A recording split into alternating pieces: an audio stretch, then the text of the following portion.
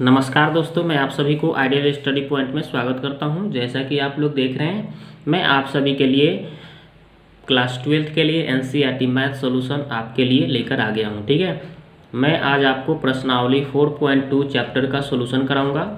ये वीडियो का part number 1 है। तो देखिए, इसमें जो क्वेश्चन हम लोग सोल्व करेंगे, इसमें बोला जा रहा है कि बिना प्रसरण किए और सारणिकों के गुणधर्म का प्रयोग करके निम्नलिखित प्रश्नों को सिद्ध करना है। तो देखिए, इसमें आपको सारणी के गुणधर्म का प्रयोग करना है। तो सबसे पहले आपको सारणिक का गुणधर्म जानना पड़ेगा। ठीक है ना। तो चलिए, मैं जितने भी सारणी का गुणधर्म है मैं उसको अच्छी तरह से लिख दिया हूँ। मैं उसको दिखाता हूँ आपको कि कौन कौन सा गुणधर्म का प्रयोग हम लोग करेंगे। यदि चाहेंगे तो आप इसको राइट डाउन भी कर सकते हैं वीडियो को पॉज करके। तो देखिए, यहाँ पे गुणधर्म नंबर 1 है कि किसी सारणिक का मान इसकी पंक्तियों और स्तंभों के परस्पर परिवर्तन करने पर नहीं बदलता है। मतलब सारणी का मान जो होता है आपका, अगर हम रो और पंक्ति में बदलाव करते हैं तो नहीं बदलता है। ये पहला गुणधर्म हो गया। अब इसका एग्जाम्पल कैसे बताऊंगा तो बहुत बड़ा वीडियो हो जाएगा, इसलिए मैं प्रयोग करके आपको क्वेश्चन जो सोल्यूशन कराऊंगा वहीं पे प्रयोग करूंगा तो समझा दूंगा। ठीक है ना।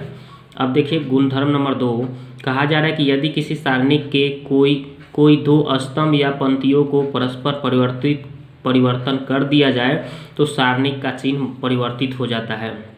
मैंने कहा जा रहा है कि कोई भी दो आपका रो या पंक्ति को अगर बदला जाएगा ना आपस में, तो उसके चिन्ह में बदलाव हो जाएगा। यानी कि प्लस होगा माइनस में हो सकता है, और ये प्लस होगा तो माइनस में, और माइनस होगा तो प्लस में। ठीक है। अब देखिए, यहाँ पे कुछ गुणधर्म नंबर 3 क्या कहा जा रहा है कि यदि एक सारणिक की कोई दो पंक्तियों या स्तंभों समान हो, मतलब कोई भी दो पंक्ति या स्तंभ समान होगा तो सारणी का मान क्या हो जाएगा? शून्य हो जाएगा। ठीक है। अब अगला गुणधर्म देखते हैं हम। अब चलिए गुणधर्म नंबर 4 देखते हैं। कहा जा रहा है कि यदि एक सारणी के किसी एक पंक्ति या स्तंभ के प्रत्येक अवयव को एक अचर से गुणा करते हैं तो उसका मान भी उसी अचर से गुणित हो जाता है। माने उसी अचर गुणित हो जाता है। ठीक है ना। अब देखिए 5 नंबर है, यदि एक सारणी की एक पंक्ति या स्तंभ के प्रत्येक अवयव दो या दो से अधिक पदों के योगफल के रूप में व्यक्त किया जा सकता है। मतलब कि कोई भी सारणिक है, अगर वो योगफल सारणिक है, ठीक है, तो उसके एक पंक्ति या स्तंभ को प्रत्येक अवयव को दो या दो पदों के योगफल के रूप में हम क्या कर सकते हैं? व्यक्त कर सकते हैं। ठीक है ना। अगला देखते हैं। यदि एक सारणिक के किसी पंक्ति या स्तंभ के प्रत्येक अवयव में दूसरी पंक्ति या स्तंभ के संगत अवयवों के समान गुणजों को जोड़ दिया जाए तो सारणी का मान वही रहता है। मतलब उसमें कोई हम जोड़ते हैं, ठीक है ना, तो उसमें कोई परिवर्तन नहीं होगा। ठीक है। तो आइए अब हम लोग क्वेश्चन को सोल्यूशन करेंगे और इसका प्रयोग करेंगे। ठीक है।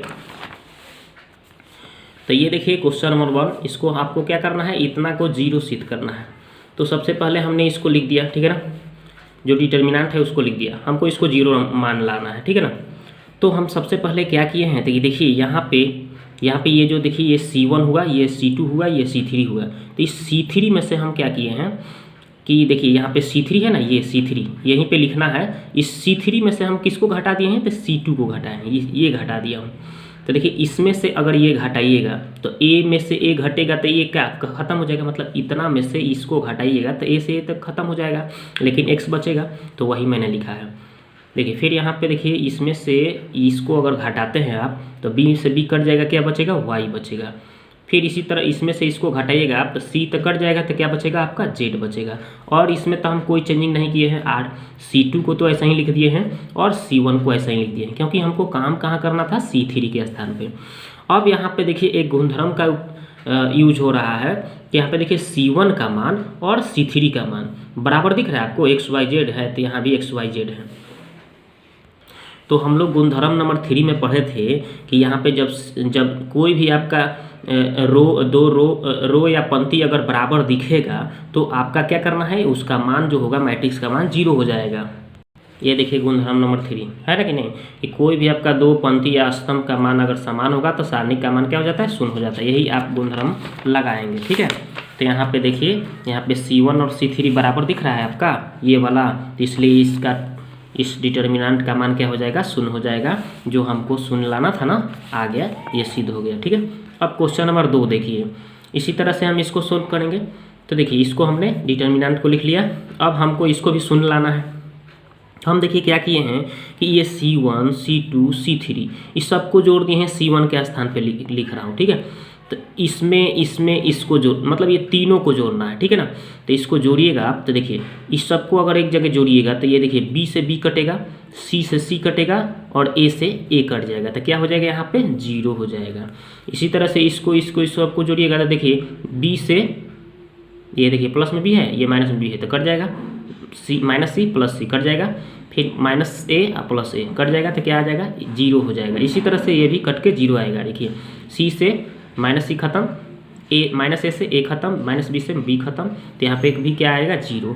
तो देखिए आप याद रखेंगे कि कोई भी अगर आपका एक रो या पंक्ति, ठीक है ना, रो यानी कि पंक्ति कहा जाता है उसको, पंक्ति या स्तंभ का मान अगर सब क्या हो जाएगा 0 होगा तो ये टोटल का मान क्या हो जाता है 0 हो जाता है। तो देखिए यहाँ पे C1 के स्थान पे टोटल आपका 0 है, दिखा रहा है ना 0 0 0, तो इसलिए ये टोटल डिटर्मिनेंट्स का जो मान आएगा, सारणी का मान आएगा, वो क्या हो जाएगा 0 हो जाएगा। यही लाना था दोस्तों। तो ये आपका इसका मान 0 सिद्ध हो गया, ठीक है। अब चलिए क्वेश्चन नंबर 3 देखते हैं। ये देखिए, तो क्वेश्चन नंबर 3 में हम ये डिटर्मिनेंट को हमने लिख लिया, ठीक है, इसको भी 0 लाना है। अब सोचते हैं हम कि देखिए यहाँ पे ये रहा C1 और ये रहा C2 और ये रहा C3, तो यहाँ पे देखिए ये जो मान है यहाँ पे भी आ सकता है। कैसे, देखिए यदि हम इस C1 में इसमें 9 से गुना कराएं, 9 से गुना करिए तो 7 9 कितना हो जाएगा 63 है, 2 जोड़िए 63 है, 2 कितना हो जाएगा 65, जिसको हम कहाँ पे लिखे हैं C1 के स्थान पे, देखिए लिख दिया। फिर इसमें भी देखिए यानी कि C2, इस C2 में हम 9 से गुना किए हैं और इस C1 को उसमें जोड़ते जा रहे हैं, ठीक है ना। तो 8 9 72, 72 और 3 कितना हो जाएगा 75, तो लिख दिए।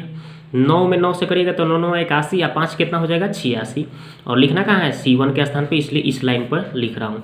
और ये C2 को तो कुछ करना ही नहीं है और C3 को कुछ करना ही नहीं है। अब देखिए दोस्तों यहाँ पे C1 का मान और C3 का मान क्या बराबर दिख रहा है। तो मैं बताया था ना गुणधर्म नंबर 3 में कि जब भी आपको दिखेगा दो रो या कलम अगर आपको दिखता है, यानी कि पंक्ति और स्तंभ बराबर दिखता है, तो उस टोटल सारणी का मान क्या हो जाएगा 0 हो जाएगा। तो इसका मान क्या हो जाएगा दोस्तों 0 हो जाएगा, जो कि हमको लाना था, ठीक है ना। अब चलिए क्वेश्चन नंबर 4 देखते हैं। तो यहाँ पे भी देखिए 0 लाना है। तो सबसे पहले हम इस डिटर्मिनेंट को लिख लेंगे, ठीक है। और लिखने के बाद क्या करेंगे कि हम इसको थोड़ा सा गुना कर लेते हैं। तो देखिए A में B से तो AB हो गया, और A में C से तो AC हो गया, प्लस है तो प्लस। फिर ऐसे ही B में C से तो BC हो गया, और A में B से तो AB हो गया, प्लस है बीच में तो प्लस। फिर इसी तरह से C में A से तो CA हो गया, और C में B से यानी कि BC हो गया, और बीच में प्लस है तो प्लस। अब देखिए दोस्तों हम क्या किए हैं कि इसको ये C2 है, ये C2 है और ये C3 है, तो C2 और C3 को यहाँ पे C3 के स्थान पे जोड़ के लिख देंगे। देखिए लिखा हूँ C3 के स्थान पे C2 प्लस C3, ठीक है। यानी ये C2 और ये C3 को हमको जोड़ देना है और इस C3 के स्थान पे लिख देना है। तो इसमें तो हमको C1 को कोई चेंजिंग नहीं है, C2 को कोई चेंजिंग नहीं, तो ये दोनों को लिख दिए। और यहाँ पे लेकिन चेंजिंग करना है, इसको इसमें साथ जोड़ना है, तो AB plus BC plus AC, ठीक है ना, चाहे CA। फिर इसी तरह से देखिए AB plus BC plus CA लिख दिया। फिर यहाँ भी देखिए AB plus BC plus CA लिख दिया। अब हम क्या किए हैं कि इस AB plus BC plus CA इस तो सम ये भी उतना ही है, ये भी उतना ही, ये भी उतना ही है, तो हम चाहेंगे तो ये कॉमन ले सकते हैं, बाहर निकाल सकते हैं। तो वही लिखा हूँ कि C3 में से AB plus BC plus CA common लेने पर, ठीक है। तो इसको हम यहाँ पे कॉमन लेंगे तो यहाँ भी एक, यहाँ भी एक, यहाँ भी एक, और ये सब बाहर आ जाएगा, ठीक है। तो वही मैंने किया हूँ कि यहाँ पे देखिए कॉमन ले लिया हूँ, तो यहाँ पे AB plus BC plus CA बाहर ले लिया, तो यहाँ भी एक, ये तो C1 का ऐसा ही छोड़ना था, C2 ऐसा ही छोड़ना था, यहाँ पे एक, यहाँ पे भी एक, यहाँ पे एक, क्योंकि यहाँ पे AB plus BC plus CA था, यहाँ भी था, यहाँ भी था, ये सब कॉमन में आ गया, तो यहाँ पे एक, यहाँ पे एक, यहाँ पे एक बच गया। तो अब देख लीजिए दोस्तों ये C1 और C3 का मान क्या आ रहा है, बराबर आ रहा है ना।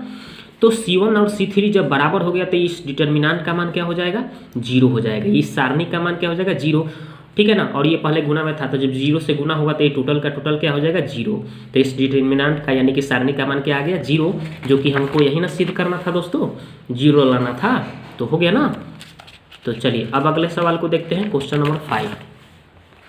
तो ये देखिए क्वेश्चन नंबर 5 क्या कहा जा रहा है कि इतना बराबर इतना लाना है, ठीक है ना। तो हम इसको हम सारणी को लिख लेते हैं। अब इसको ऐसा कुछ करते हैं कि इतना आ जाए, ठीक है। तो सबसे पहले हम क्या किए हैं कि इस R1 R2 R3, ये देखिए R1 हुआ, R2 हुआ, R3 हुआ, तो इस R1 इस R2 और इस R3 को R1 के स्थान पे मतलब इस लाइन में लिखना है और जोड़ कर लिखना है। तो जोड़िए, तो यहाँ पे इस तीनों को जोड़िएगा ना। तो देखिए एक ए कितना हो जाएगा, 2A हो जाएगा। इसमें B और B जोड़िएगा तो 2B हो जाएगा। C में C जोड़िएगा तो 2C हो जाएगा। तो हम क्या होना, सब में 2 2 आ रहा है कि 2 कॉमन काट लेते हैं, तो क्या हो जाएगा A + B + C हो जाएगा, ठीक है ना। तो यहाँ पे देखिए A + B + C लिख दिया। इसी तरह से देखिए यहाँ भी हो जाएगा 2P 2Q 2R, तो हम 2 कॉमन काट लेते हैं तो PQR हो जाएगा। इसी तरह से यहाँ भी इस सब को जोड़िएगा तो देखिए x 2x 2y 2z, तो 2 बाहर ले लिए तो xyz हो जाएगा। आप जोड़ के कहीं देख सकते हैं, ठीक है ना। अब इसको हमने ऐसे ही, और ये देखिए R2 और R3 को कोई चेंजिंग नहीं, ऐसे ही लिख दिया। अब हमने क्या किया कि इस सब में हमको 2 कॉमन मिल रहा है, R1 में 2 कॉमन मिल रहा है ना, तो R1 में से 2 कॉमन बाहर कर लिए, यानी कि कॉमन ले लिए। अब जो बच गया A + B + C और P + Q + R और यहाँ पे xy + z, ठीक है। और ये जैसे था नीचे R1 और R2 ऐसे ही लिख दिया। यहाँ तक ले समझ में आ गया होगा आपको। अब देखिए, अब मैं क्या कर रहा हूँ कि यहाँ पे जो है इसको मतलब ये R1 में से हम R2 को घटा के यहाँ लिख देंगे। तो यहाँ पे देखिए प्रूफ क्या करना है ये भी देखना है आपको। ये 2, तो देखिए यहाँ पे 2 हमारा आ चुका है, 2 आ चुका है। अब हमको क्या लाना है, यहाँ पे देखिए BQY, पहले इसको हम देखते हैं। तो यहाँ पे B कैसे आएगा, तो देखिए, तो हम इसमें से अगर यानी R1 में से हम इसको घटा दें तो देखिए ये C से C कट जाएगा, A से A कट जाएगा, तो बच जाएगा B, तो यहाँ पे B आ जाएगा कि नहीं। इसमें से इसको घटाते हैं तो ये P से P कट जाएगा और R से R कट जाएगा, तो Q आ जाएगा, जो कि मुझे लाना था ना Q। यहाँ भी Y आराम से आ सकता है। इसको अगर इसमें से इसको घटाइएगा, R1 में से R2 घटाइएगा तो देखिए आपका X से X कट जाएगा, Y से Y कट जाएगा, Z से Z कट जाएगा, तो Y बच जाएगा। तो यही काम किए हैं, R1 के स्थान पे R1 में से R2 घटा के यहाँ पे लिखेंगे, ठीक है। देखिए यही काम किया हूँ, R1 के स्थान R2 के स्थान पे लिखना था ना, R2 के स्थान पे R1 - R2 कर दिया हूँ, ठीक है, ठीक है। तो वही मैंने यहाँ पे आपको बताया ना, यहाँ BQ Y कैसे बचेगा। तो यहाँ इसमें से इसको अगर घटाते हैं तो ये C से C कट गया और A से A कट गया, तो क्या बचा यहाँ पे B, तो वही मैंने लिखा है यहाँ पे B, ठीक है। इसी तरह से इसमें से इसको घटाने पर देखिए R से R कट गया, P से P कट गया, बच गया यहाँ पे Q, तो वही मैंने Q लिखा है, ठीक है। और यहाँ पे देखिए क्या किया हूँ कि इसमें से इसको घटाया हूँ R1 में से R2, ठीक है ना। तो क्या यहाँ पे बचेगा आपका, तो यहाँ पे बचेगा R2 के स्थान पे ये Y से Y नहीं, Z से Z कट गया, X से X कट गया, तो Y बच जाएगा यहाँ पे, ठीक है। तो मैंने वही Y लिख दिया है यहाँ पे। अब ये वाला कैसे आया तो वो भी देखिए। तो यहाँ भी मैंने क्या किया है कि यहाँ मुझे क्या लाना है, थोड़ा सा देखते हैं। यहाँ पे C लाना है, R लाना है, ठीक है ना। तो यहाँ पे C कैसे आएगा, तो अगर हम इसमें से इसको घटा दें तो देखिए A B ये तो कट जाएगा ना, घटेगा इतना में से अगर हम इसको घटाएंगे तो ये तो दोनों माइनस में हो जाएगा, तो ये प्लस माइनस ये A से A कट जाएगा, B से B कट जाएगा, तो यहाँ पे क्या बचेगा C बचेगा, ठीक है। तो यहाँ पे देखिए C आ रहा है ना, जो कि C लाना था हमें। यहाँ भी वैसे ही करेंगे, इसमें से अगर इसको घटाते हैं यानी R1 में से R3 को घटाते हैं तो देखिए Q से P कटेगा, Q से Q कट जाएगा, बच जाएगा R, जो कि मुझे R लाना है यहाँ पे देखिए। इसी तरह से इसको भी घटाएंगे तो यहाँ पे मुझे क्या लाना था Z, तो आराम से आपका Z आ जाएगा। देखिए यहाँ से X X कट जाएगा, Y कट जाएगा, Z बच जाएगा। तो वही हमने किया, इसमें से इसको घटाएंगे, देखिए वही मैंने लिख दिया है यहाँ पे एंड R3 के स्थान पे R1 - R2, R1 - R3 के स्थान पे, मतलब आपका तीसरी लाइन में लिखना है, इस लाइन पे लिखना है, ठीक है ना। तो इसमें से इसको घटाइएगा तो देखिए AB कट जाएगा, तो क्या बचेगा C, तो देखिए मैंने वही लिखा है यहाँ पे C, ठीक है। इसी तरह से इसमें से यानी R1 में से R3 को घटाया तो PQ तो कट गया, बच गया R, ठीक है। तो वही मैंने लिखा है R, ठीक है। इसी तरह से मैंने क्या किया है, इसमें से इसको घटाया है तो XY तो कट गया, तो क्या बच गया यहाँ पे Z बच जाएगा, तो वही मैंने लिख दिया है यहाँ पे Z। अब देखिए दोस्तों, अब यहाँ पे क्या किया हूँ कि अब फिर R1 R1 के स्थान पे, मतलब इस लाइन में हमको APX लाना है, तो कैसे आएगा? तो हमने क्या किया कि इस R1 में से इस दोनों को जोड़ के घटा दिया है, इन दोनों को जोड़ के घटा दिया है, मतलब इसमें से इन दोनों को जोड़ेंगे और घटाएंगे तो ये दोनों तो माइनस में आ जाएगा, ये जुड़ जाएगा, तो यहाँ B+C आ जाएगा, B+C। लेकिन इस टोटल में से घटाएंगे तो ये तो फिर दोनों माइनस में बन जाएगा, तो ये B से B कट जाएगा, C से C कट जाएगा, बच जाएगा यहाँ पे A, तो वही लिखा हूँ। इसी तरह से ये दोनों को जोड़ूंगा, माइनस जब करूंगा तो ये दोनों माइनस में बन जाएगा, तो ये Q से Q कट जाएगा, R से R कट जाएगा, तो यहाँ पे क्या बचेगा P। इसी तरह से इन दोनों को जोड़ूंगा और इसमें से इसको घटाऊंगा तो ये दोनों माइनस में बन जाएगा, तो ये Y से Y कट जाएगा, Z से Z कट जाएगा, यहाँ पे बच जाएगा X। तो देखिए आसानी से अब आ गया ना आपका, जो लाना था आपको RHS, देखिए जितना ये देख लीजिए अच्छा से, वही हमारा क्या जो लाना था यहाँ पे इस डिटर्मिनेंट का मान यानी सारणी का मान, तो आराम से आ गया। यही आपका क्वेश्चन क्या हो गया, सिद्ध हो गया, ठीक है ना। तो दोस्तों ये वीडियो आपको अच्छा लगा होगा तो लाइक करिए और सब्सक्राइब करिए मेरे चैनल पर, पहली बार आए हैं तो, और हमारे साथ बने रहिए और अधिक से अधिक हमको सपोर्ट करें ताकि आपके लिए इसी तरह से आगे वीडियो अपलोड करते रहूँ, ठीक है। तो अगले पार्ट में मैं इसका अगला क्वेश्चन का सॉल्यूशन करके लेकर आऊँगा। तब तक के लिए जय हिंद, जय Bharat, thank you very much.